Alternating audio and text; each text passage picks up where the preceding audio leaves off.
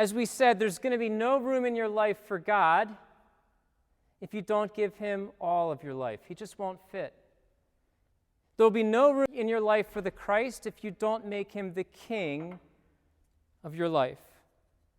The word Christ means king, it means anointed one, and that's what you do with a king.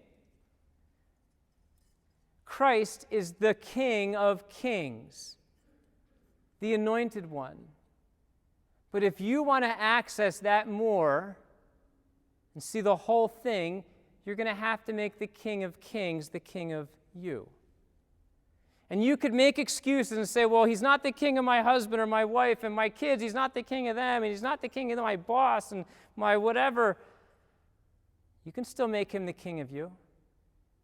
You could choose to make excuses with the clutter, or you could choose to just crown him as king. But when we die and we see Jesus, there will be no clutter to cover up and make excuses with. It will be just us and him. And I will not be able to say to God, well, my wife this, my kids that, my colleagues this, my boss that, the guy down the street this. Jesus is not going to ask me about those things. He's going to say, well, what about you? You see, when we die and we see him, he's going to look into our hearts for himself and to see if he was the king of our hearts.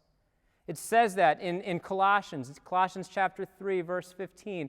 It says that we have to crown him as the Lord of our hearts.